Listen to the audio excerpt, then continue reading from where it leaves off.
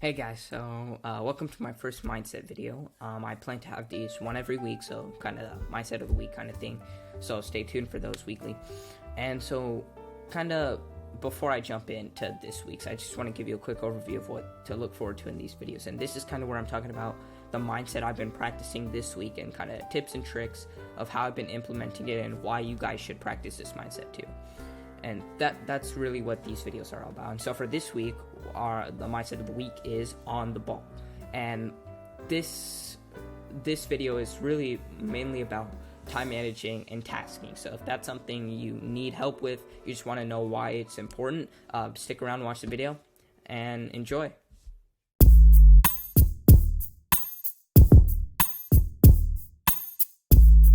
Guys, so to start this week's mindset of the week kind of thing, on the ball, and I'm sure some of you at least have to have some idea of what it is, but if you don't, I will reiterate right now what it is.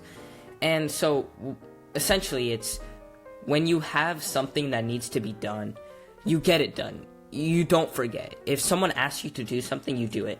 Even if it's a small thing like, your mom tells you, go clean the dishes, you do it right away.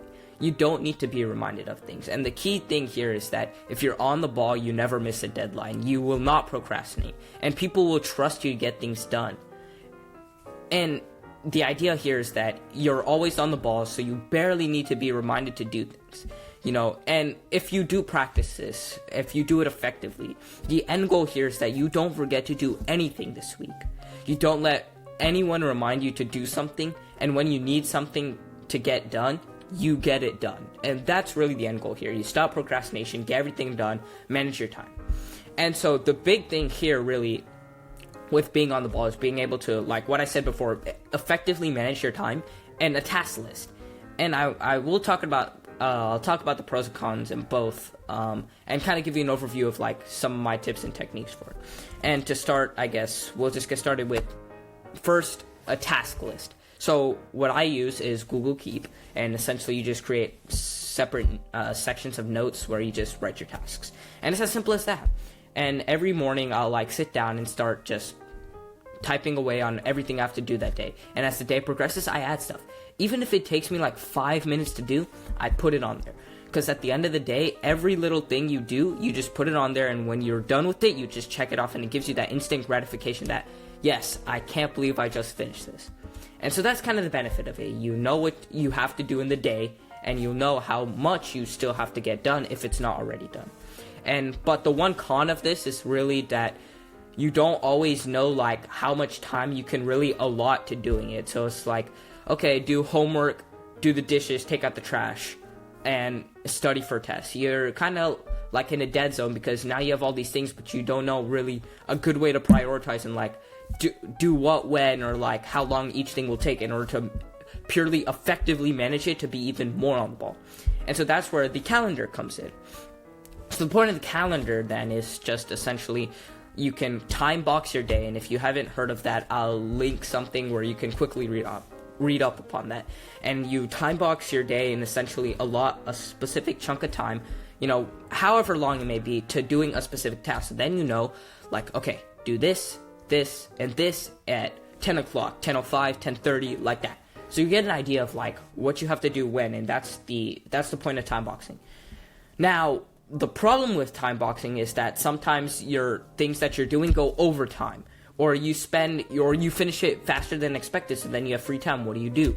Or even sometimes I guess this builds on going overtime, then you go overtime and it's spilling into your next task, and it's oh my god, where do I find the time? And that's the biggest problem. So now, let me tell you about my solution. It's kind of a combo of both, per se. And so really what it is just, I combine both. I use Google Calendar and Google Keep. And if you don't know about this technique, I suggest you check it out. You just go to Google Calendar, and there's a little yellow light bulb icon on the side. Just click that, and you get Google Keep on the side. So now you have your tasks and calendar on side by side. So now you know every single thing you have to get done, and you have a detailed view of your calendar. But here's the thing. Contrary to ordinary, typical time boxing that we think of, my time boxing technique is a bit different in the sense that I don't give a specific chunk of time to a certain task. I outline just a specific broad view of a task. For example, 1 to 2, homework. and then, from there, like 5 to 6, study for tests. Like that. That's kind of the idea here. You just put a broad chunk of time for just something you have to do. And then from there, you look over at your goals list and you see, okay, under homework, goals. Okay, European history, calculus, physics. That's what I need to get done. I have 1 hour to do it. Go. So that way you use your kind of intuition and know, like, okay, this will take me 5 minutes, this will take me 15, this will take me 20, and prioritize what you need to get done in that specific chunk of time. And that's really what the point of this is that you're not forcing yourself to do anything. You just give yourself 1 hour to do work, quote unquote work. And then in that 1 hour time frame, you know what you have to get done and you know how you want to get done. And that's kind of what you got to be practicing. You need to be able to identify how long a task will take you. And judging from that, know when exactly to do it. That's really on the ball. If you can, this is the key really to effectively managing your time. If you can quickly get it, if you just get assigned something to do, you know how long it'll take you, and you can quickly, easily manage, like, I'm doing this then, and actually get it done at that time, you've solved being on the ball. That is what the end goal is. And kind of to paint you a picture, let's just say you get some math homework to do, problems 1 to 30. Okay, and this is the thought process here now. It's like, okay, I just learned the lesson. I know this lesson pretty well. I got to do 30 problems looking over the book. I know it'll take me about 25 minutes. Okay, when do I have 25 minutes in my day? Right after lunch, let's do it then. That's the state of mind that you need to be in.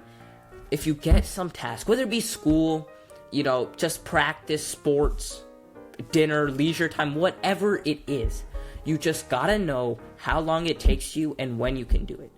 And that's what we're aiming for. And I hope that what I kind of told you about really sticks with you and helps you out. And if this was good for you and you tried this technique and it worked out, let me know in the comments. If you have any questions, suggestions to my technique, let me know in the comments. And once again, like always, any opportunities, questions, remarks, suggestions, email me, contact me, do whatever you want. I will respond in a day or two at the most. And anyways, thanks for watching, guys. See you in the next one.